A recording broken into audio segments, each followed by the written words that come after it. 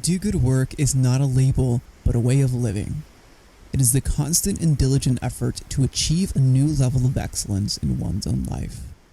It is the hidden inner beauty behind the struggle to achieve excellence. It's not perfect, but imperfect. It is the effort, discipline, and focus that often goes unnoticed. The goal of Do Good Work is to highlight that drive. The guests I have on this show emulate this drive in their own special way. You'll be able to apply new ideas into your own life by learning from them.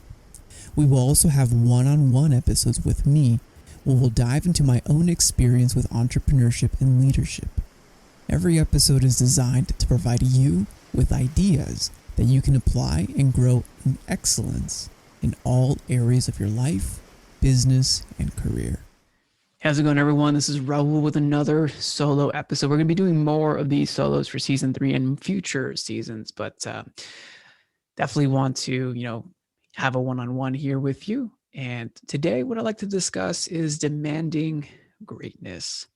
So first of all, I want to define, what greatness is and how we can demand it, and if you should even demand it, which I think you should, which is the title of this podcast, and why I think that's an ethical and right thing to do, and how you can do it correctly within yourself, within your team, with others. So what is greatness? I mean, everyone has it within them, and that's one of the things that I definitely want you to be able to see, is that you yourself have capabilities and talents that if you just let them loose or unlock them by not blocking yourself mentally, by not prohibiting yourself by false beliefs, you have something to contribute. You have something very unique. And when you're in business, that's exactly, you're trying to continue to enroll that and distribute that because you're helping solve problems. And you're identifying that, you're identifying problems in the marketplace, you're solving those problems, and you're unleashing that, and you're allowing the good, the talents, the skills, it's what you have, and you're allowing yourself to actually facilitate that and solve problems for others and create value. That's the value exchange. Now, when you start demanding that, the first person you need to demand greatness from is yourself. It's just identifying, hey, where am I knowing that I'm shortfalling? Where do I know that I can do better? At my end of my day reviews, when I'm doing my Kaizen, like my end of day reviews, and looking at how can I completely improve the way that I'm approaching my work, even if it's by one small task. That is the quote unquote cliche of 1% better every day. It is a cliche because everyone says it, but there is truth in cliches. That's why they're cliches.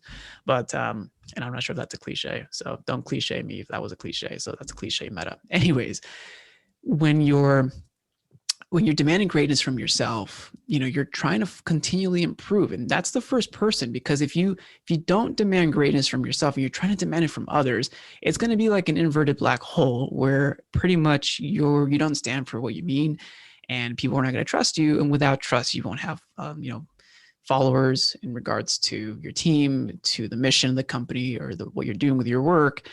Or even if you're just within a department with the team, they're not going to trust you, and you're just a talker, and no one just wants to be a talker. I mean, you're listening to this podcast. It's not talk good work, it's do it, do good work. So that's the first thing. Demand it from yourself, because when you do that, you set a new bar for yourself and for others. And then when you start actually demanding others and raising the bar for others, finding the goodness within them and actually treating them with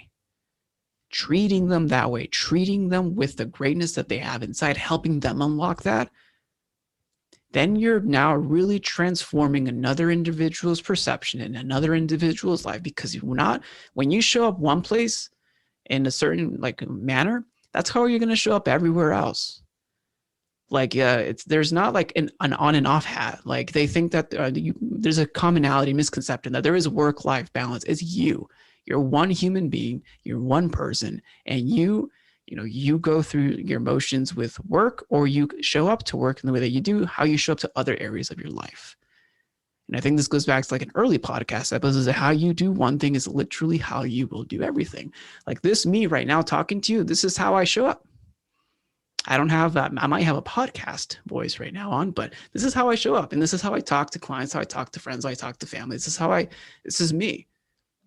And I'm continually looking to raise the bar with myself, but also when you're leading people, when you're leading a team, when you're making sure that you're trying to strive for a common mission, a common goal, is how can I raise the bar through my example, but also motivating others to do so by encouraging them, lowering their removing their barriers, whatever is blocking, and helping them grow. And that does take work. If this was easy, everyone would do it and every team would be a success. And we know that not every team succeeds.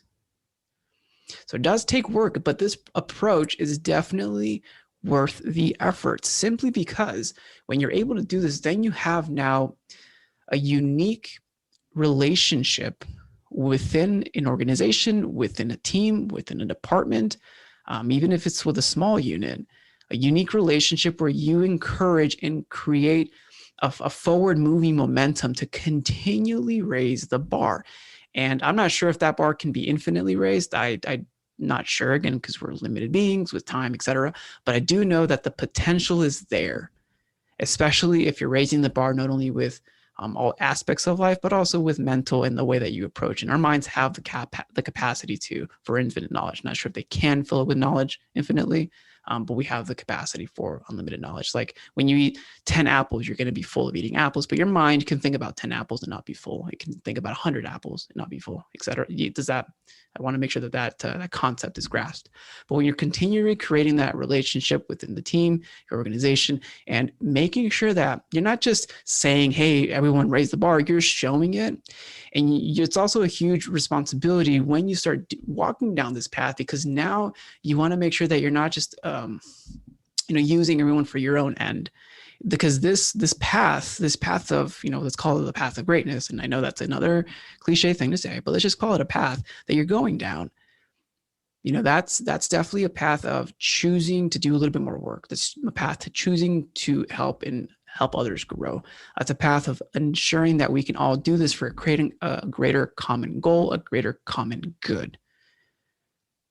So it's not just like telling it, it's more of a showing it, doing it, and also building that culture with each other to create accountability, to demand the greatness that we're all capable of doing. And that's actually, I didn't say it explicitly, but it's actually the frame of mind to come into this, to make sure that, hey, everyone's capable of more than they know. We can do this together. We can, help each other continually grow. Let's actually do that. Let's actually go ahead and walk down that path. So how are you demanding greatness within your own life, within your team? Love to know. Share that here, and we'll see you in the next one.